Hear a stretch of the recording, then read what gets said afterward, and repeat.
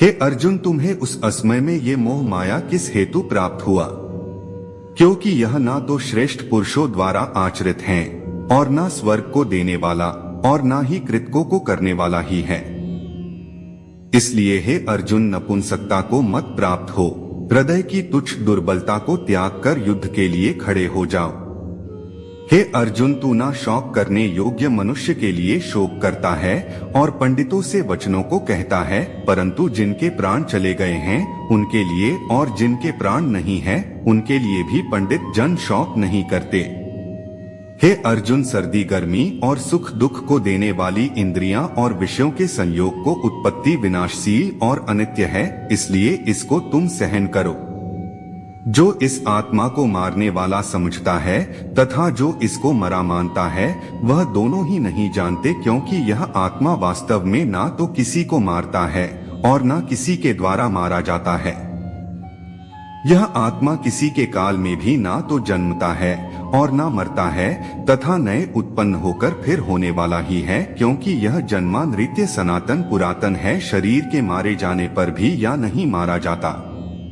जो पुरुष इस आत्मा को नाश रहित, नित्य, अजन्मा और अव्यय मानता है वह पुरुष कैसे किसी को मरवाता है और कैसे किसको मारता है। जैसे मनुष्य पुराने वस्त्रों को त्याग कर दूसरे नए वस्त्रों को ग्रहण करता है, वैसे ही जीवात्मा पुरानी शरीरों को त्याग कर दूसरे नए शरीरों को प्राप्त होता है। इस आत्मा को शस्त्र नहीं काट सकते, इसको आग नहीं जला सकते, इसको जल नहीं गला सकता और हवा नहीं सुखा सकता। किंतु यदि तुम इस आत्मा को सदा जन्मने वाला तथा सदा मरने वाला मानते हो तो भी यह महाबाहो तू इस प्रकार करने वाली योग्य नहीं है। या तो तू युद्ध में मारा जाकर स्वर्ग को प्राप्त होगा अथवा संग्राम में जीतकर पृथ्वी का राज्य भोगेगा। इस कारण है अर्जुन को युद्ध के लिए निश्चय करके खड़ा हो जा। जय पराजय, लाभ हानि और सुख दुख को समान समझकर उसके बाद युद्ध के लिए तैयार हो जाओ। इस प्रकार युद्ध करने से तू पाप को नहीं प्राप्त होगा। तेरा कर्म करने में ही अधिकार है, उसके फलों में कभी नहीं। इसलिए तू कर्मों के फल का हेतु मत हो तथा तेरी कर्म ना करने में भी आसक्ति ना हो। हे अर्जुन, जिस काल में या पुरुष मन में स्थित संपूर्ण कामनाओं को भली भांति त्याग देता है और आत्मा से आत्मा में ही संतुष्ट रहता है, उस काल में वह स्थित प्रज्ञ कहा जाता है। दुखों की प्राप्ति होने पर भी जिसके मन में उद्वेग नहीं होता, सुखों की प्राप्ति में जो सर्वथा निष्प्रह है तथा जिसके राग, भय और क्रोध नष्ट हो गए हैं, ऐसा मुनि स्थिर बुद्धि कहा जाता है।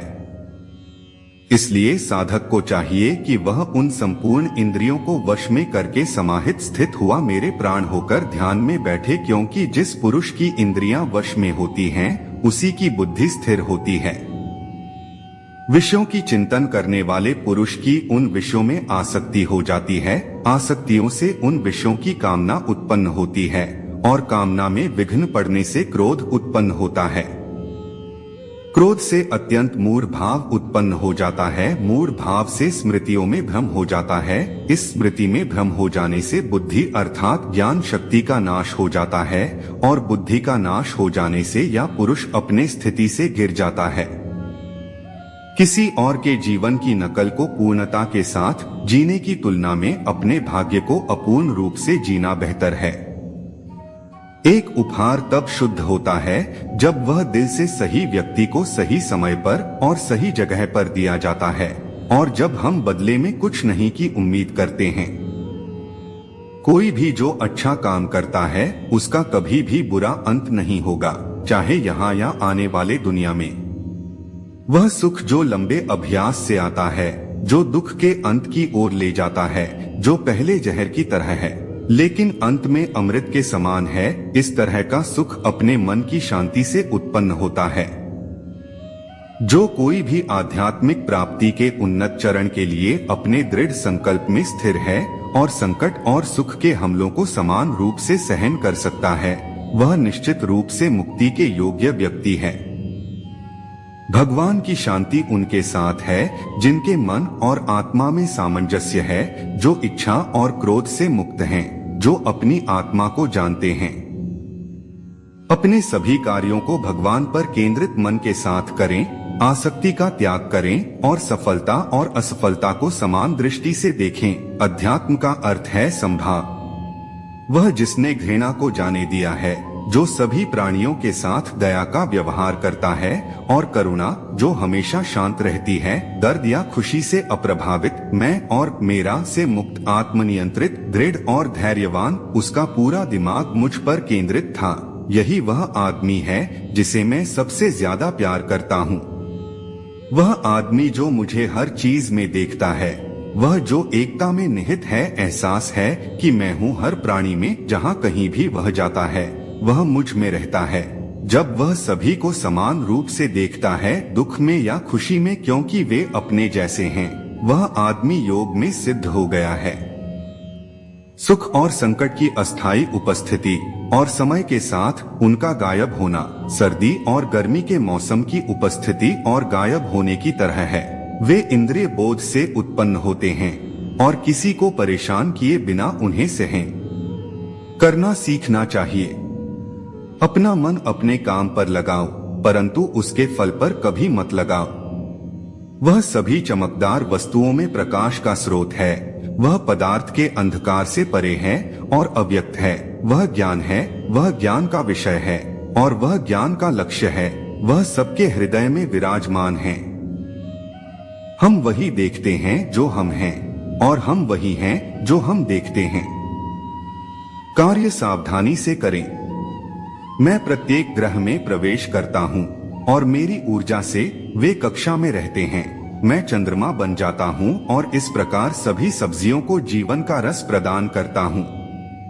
समय में जगत का नाश करने वाला हूँ, जो सबका सत्यानाश करने आया हूँ। आपके भाग लेने के बिना भी विरोधी रैंकों में शामिल सभी लोग मारे जाएंगे। यह प्रकृति है जो सभी आंदोलन का कारण बनती है। अहंकार से मोहित मूख उस धारणा को आश्रय देता है जो कहती है कि मैंने किया। गर्मी और सर्दी, सुख और दर्द की भावना इंद्रियों के अपनी वस्तुओं के संपर्क के कारण होती है। वे आते हैं और चले जाते हैं। अनंत काल तक आपको उन्हें स्वीकार करना चाहिए। प्रकृति द्वारा निर्धारित कर्तव्यों का पालन करते हुए व्यक्ति ने कोई पाप नहीं किया। मैं सभी प्राणियों के हृदय में निवास करने वाला आत्मा हूँ। मैं सभी प्राणियों का आदि, मध्य और अंत भी हूँ। सोचने के पुराने तरीकों को बदल सकता है, यही योग का केंद्रीय सिद्धांत है। हमें एक निस्वार्थ भावना से कार्य करना चाहिए। कृष्ण कहते हैं, अहंकार भागीदारी के बिना और इस बात में उलझे बिना कि क्या चीजें हमारे इच्छित तरीके से काम करती हैं, तभी हम कर्म के भयानक जाल में नहीं पड़ेंगे। हम अपने कर्तव्यों से दूर रहकर कर्म से बचने की आशा नहीं कर सकते। संसार में जीवित रहने के लिए भी हमें कर्म करना चाहिए। कुछ लोग ध्यान के माध्यम से बुद्धि से हृदय में भगवान को समझते हैं, दूसरों को ज्ञान योग द्वारा और अन्य काम के योग से। कुछ हालांकि ब्रह्मा को नहीं समझते हैं, लेकिन दूसरों से सुनकर पूजा करते हैं। वे अपने दृढ़ विश्वास से मृत्यु को भी पार करते हैं जो उन्होंने सुना है।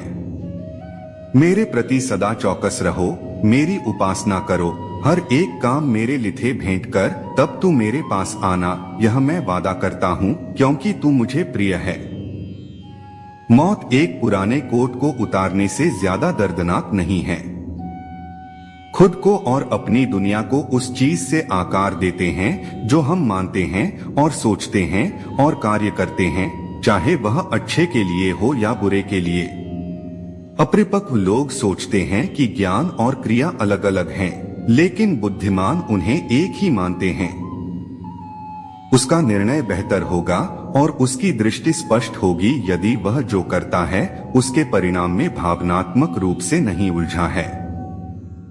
कृष्ण इस विचार का परिचय देते हैं कि सभी स्वार्थी इच्छाओं पर काबू पाने के लिए पर्याप्त नहीं है।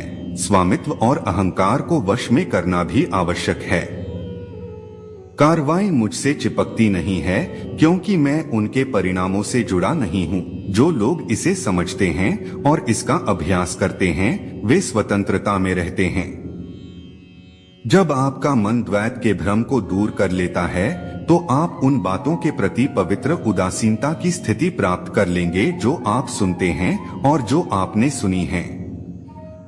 कर्म का नियम स्पष्ट रूप से कहता है कि यद्यपि हम कनेक्शन नहीं देख सकते हैं, हम यह सुनिश्चित कर सकते हैं कि हमारे साथ जो कुछ भी होता है, अच्छा और बुरा, एक बार हमारे द्वारा किए गए या विचार में उत्पन्न होता है। हमारे साथ जो होता है उसके लिए हम खुद जिम्मेदार हैं। हम समझ सकते हैं या नहीं, यह इस प्रकार है कि हम खुद को बदलकर जो हमारे साथ होता है उसे बदल सकते हैं। हम अपने भाग्य को अपने हाथों में ले सकते हैं।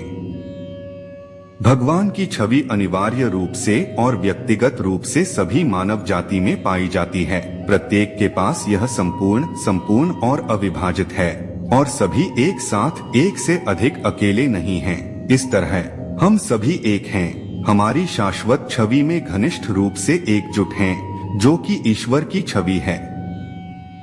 दोस्तों, इस वीडियो में बस इतना ही। मिलते हैं अगली वीडियो में। जय श्री कृष्णा।